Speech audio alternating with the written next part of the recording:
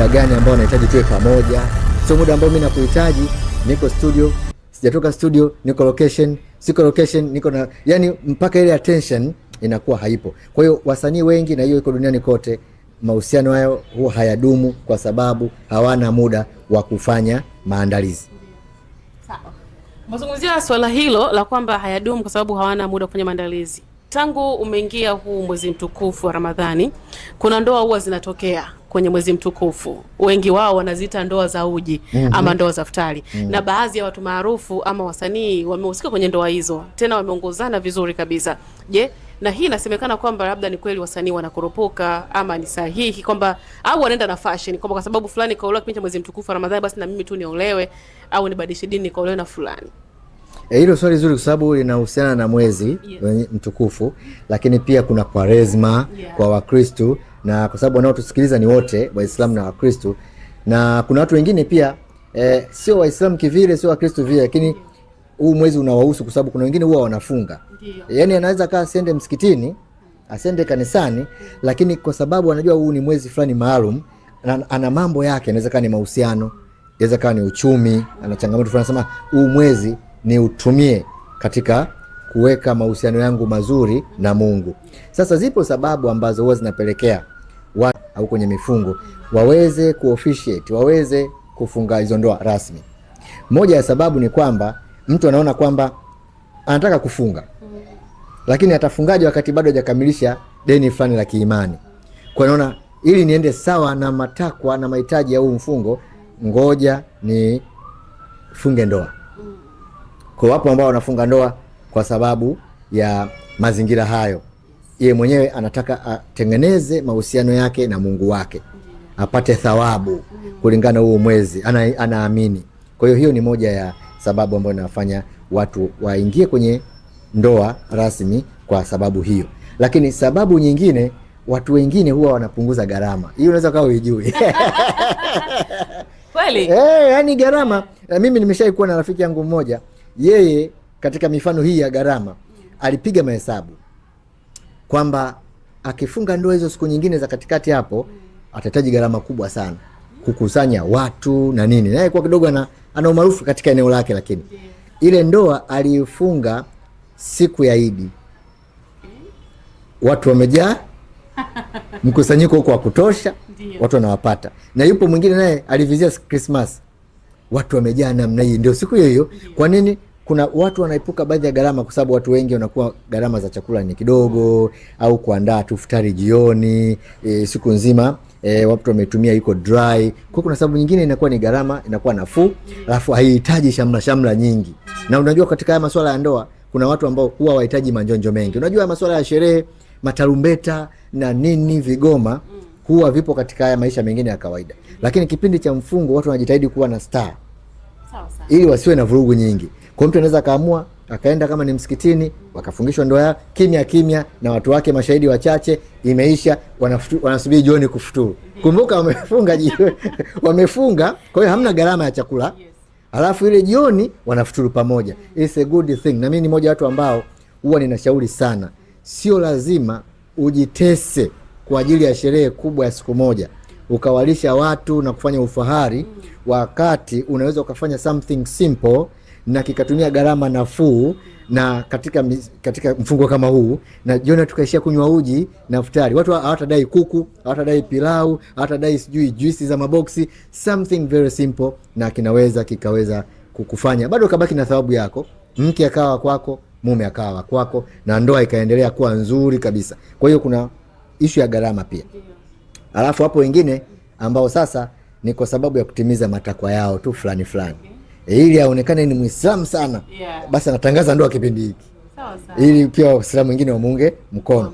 Ili kama pengine kuna mambo anapitia kama ni Mkristo, angalau kusoften, kwenda na upepo. Kwa hiyo tukubaliane kwamba kuna watu huwa wanaenda na upepo kwenye msafara wa mamba na kenge pia wamo. Kwa hiyo hizo ni moja sababu kubwa sana ambazo zinaweza zikapelekea watu wakafanya maamuzi ya kuoa au kuolewa katika kipindi hiki. Na kinakuwa ni kipindi ambacho hakina pia kelele nyingi. Kama wazazi walikuwa wanaweka vikwazo, sasa tunaona na huu mfungo tena, sasa tunaweka tena vikwazo. Hata mahali uzoefu unaonyesha kwamba watu hawakazi sana. Ni sahihi kufunga ndoa ya siri? Alam, ni sahihi kufunga ndoa za siri, yani kuwepo na ndoa za siri, ndoa ambayo huenda wanaofahamu ni wawili, kwa sababu kuna baadhi ya wasanii pia walifunga ndoa za siri ama wamefunga ndoa ambazo tumeshangaa tu, tunaona mtandaoni kuna baadhi ya picha zinasambaa tena kwa kuvujishwa na watu hao wamezungumza mtandaoni, vitu viko public kama Diamond na Zuchu ilizungumzwa hivyo, Gigy Money hivi juzi, vitu kama hivyo. Hilo swali ni zuri sana. Ndiyo. Kwa sababu linasaidia kwenye kutoa ufahamu. Yes. Na kuna mwingine anasema mimi natamani kufanya kwa siri lakini hajui kama ni sahihi. Ndiyo. Na mwingine anataka kufanya wazi lakini hajui kwamba kumbe kuna fursa nyingine. Kufanya ndoa ya siri ni haki ya watu wawili. Kwa sababu ndoa sio swala la umma. Ndoa iko kama mdomo, ni mali binafsi ya mtu. Mdomo sio mali ya umma. Mimi na wewe tukikubaliana, hiyo ni swala letu. Tukienda kwa mfungisha ndoa mwenye leseni na kibali cha kufungisha, hiyo jambo linatosha. Kwa hiyo katika kanuni ya kwanza, ndoa ni swala binafsi. Na ndio maana sheria ya ndoa inasema ndoa ni makubaliano ya hiari kati ya watu wawili wanaotegemea kuishi pamoja kama mke na mume, na inategemewa kwamba wataishi katika kipindi chote cha maisha yao. Kwa yale makubaliano ya watu wawili sio makubaliano ya umma. Ni sisi tumekubaliana. Kama tumekubaliana kufunga ndoa, ni sisi. Iwe ndoa ya namna gani, ni sisi. Kwa hiyo ndio maana kuna watu ambao huwa wanaamua kwamba tufanye masuala yetu binafsi kwa sababu ni swala binafsi. Na ipo mifano mingi, tukiacha hao ambao umewataja, si Diamond na Zuchu, watu wanakuwa kama ntetesi na wakati mwingine paka inachanganya. Kumbe wenzio walikuwa wanafanya tamthilia, wanarekodi movie, na hiyo movie inahitaji ionyeshe kwamba scene wanafunga ndoa, alafu inavujishwa watu wasema wameshafunga ndoa. Lakini all in all, whether wamefanya movie au wamefanya documentary au wameamua, inabaki kuwa ni haki binafsi ya watu. Na hata Tanzania hapa kuna mtu ashawahi kufanya hivyo, marehemu Mengi alifunga ndoa yake binafsi, akawa na watu wake fulani wachache. Na ndoa ili uweze kushiriki mpaka ualikwe. Ndio. Sasa uwezi, sio lazima ualike Watanzania wote wajue. Kwa hiyo mwaliko unaweza kuwa ni kwa watu binafsi ambao wewe umesema kwamba fulani na fulani watakuwepo kwa sababu zao. Ndiyo. Au unaweza kaamua kwamba iwe ni ya public, watu wengi wajue kwa sababu yako. Na baadhi ya watu huwa wanaamua kufanya public kwa sababu, kwa mfano kama mtu ni celebrity, kama kuna maslahi, kama kuna faida ambayo anaiona kwa kufanya iwe public, kuna faida atazipata. Pengine watu watastream live, kuna makampuni atasema tutakuwa tunausha live tupate budget, kwa sababu watafuata followers, watapata watazamaji. Kwa hiyo watu wanaamua kufanya namna hiyo. Hiyo is a good thing.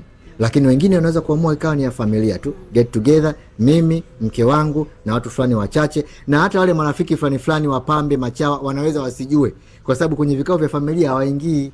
Tunakubaliana sisi wenyewe. Kwa hiyo huu ni uchaguzi binafsi, na wenyewe pia huwa una faida zake kwa sababu hauna gharama kubwa.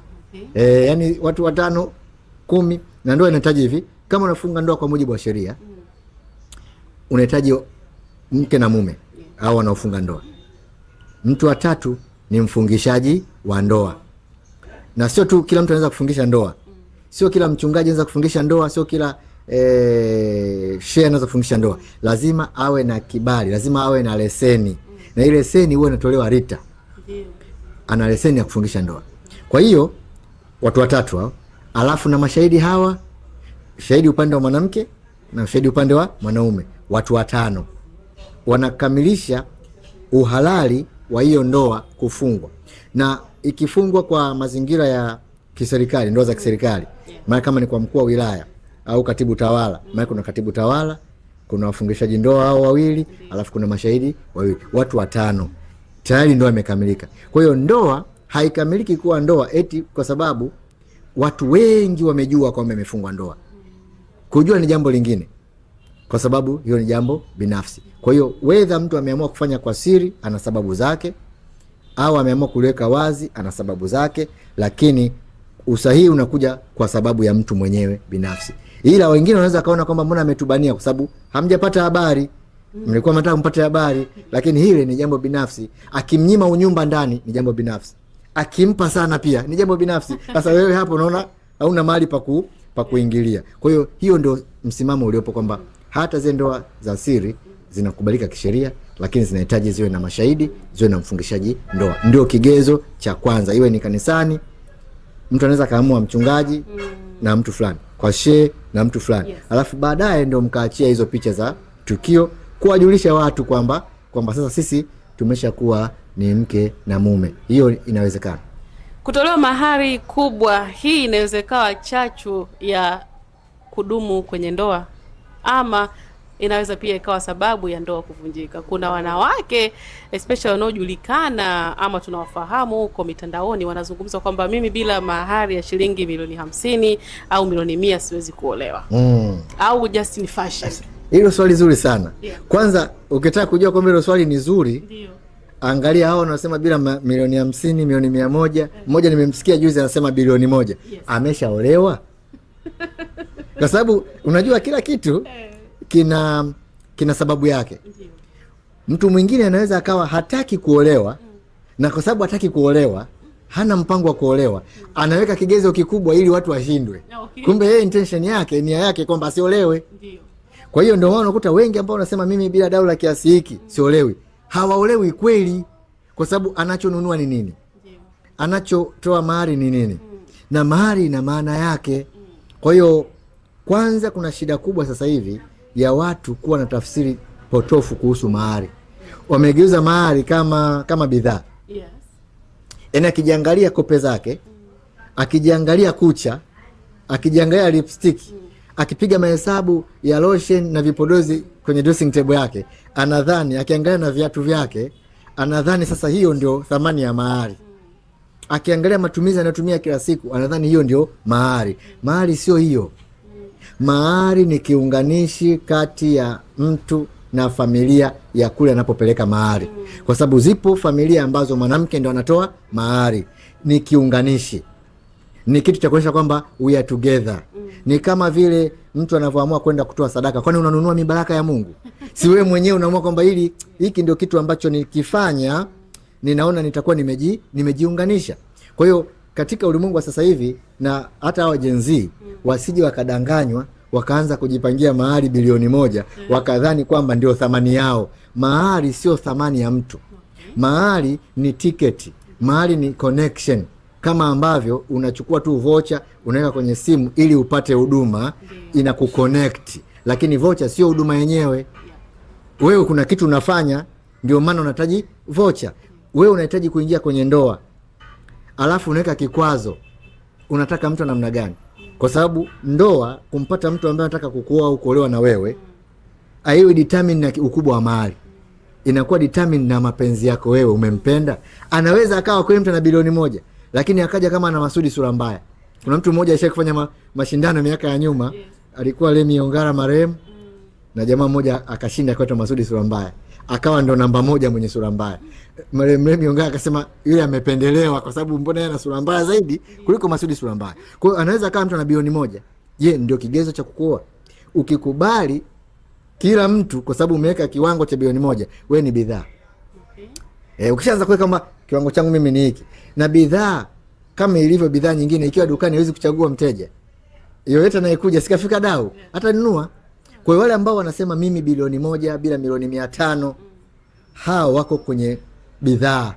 Wanauza bidhaa walio nayo. Hawatafuti kiunganishi, kwa sababu mahari maana yake ni kiunganishi cha familia. Ndio maana kuna mahali pengine wanakuambia unaleta mahari, lete shuka la mjomba, mkaja wa bibi, sijui ni blanketi, mkeka, njoo na panga, njoo na shoka, vile vitu vya kimila. Ndio. Alafu inakuwa inatosha tu na shilingi 50,000.